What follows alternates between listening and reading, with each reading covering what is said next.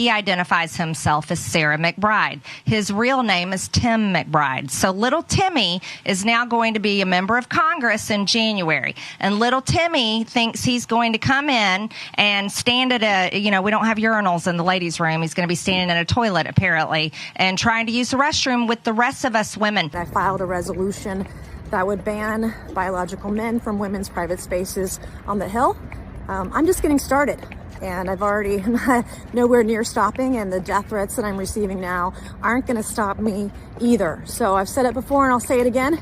Come at me, bro. That being a feminist makes me an extremist. I'm totally here for it. Is this effort in response to Congresswoman McBride's coming to Congress? Yes, and absolutely, and then some. I'm not going to stand for a man, if someone with a penis is in the women's locker room, that's not okay. And I'm a victim of abuse myself. I'm a rape survivor. I have PTSD from the abuse I've suffered at the hands of a man. And I know how vulnerable women and girls are in private spaces. So I'm absolutely 100% going to stand in the way of any man who wants to be in a women's restroom, in our locker rooms, in our changing rooms. I will be there fighting you every step of the way. Here she goes. Here's Congresswoman Mace. Congresswoman Mace, can I ask you a question as you walk here? Mm-hmm. So the question is, with your piece of legislation about banning women from 100% using... yes. My question to you is... And it doesn't go far enough. I'll be filing more bills. You have said that it was created in response to Congresswoman-elect McBride. 100%. And but should legislation be created targeted at one specific person? It doesn't mention anyone in the legislation, but you've said it was aimed at her.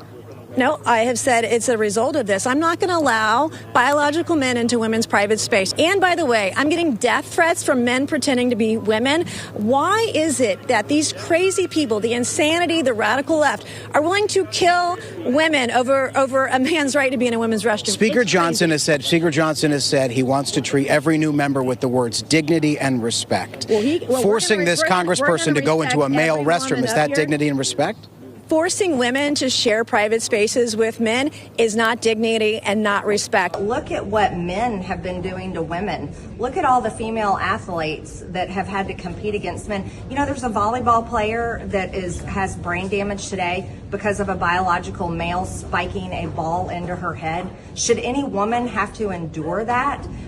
So if you're going to ask stupid questions like that, don't advocate for mentally ill men pretending to be women invading our spaces. You're a woman yourself, and you shouldn't accept predators in your bathrooms. Do you think Congresswoman McBride is mentally ill? Yes, he's mentally ill. He's a biological man pretending to be a woman. That's a mental illness. There's something wrong with him. Men are not women. They cannot have periods. They cannot have babies. And they should not compete against women in sports, and they don't belong in our women's bathrooms, our private places, our prisons. The American people spoke at the election. They're sick of this shit. And so the new member of Congress that was voted into Congress on behalf of his district in Delaware needs to respect my space, my privacy, and other women's space and privacy, because he is not a woman. It's time for men in this country to defend women from these sick, mentally ill men. Hi, I'm Steve Daines. My pronouns are Republican majority. I have a simple message for Chuck Schumer and for Bob Casey. It's over.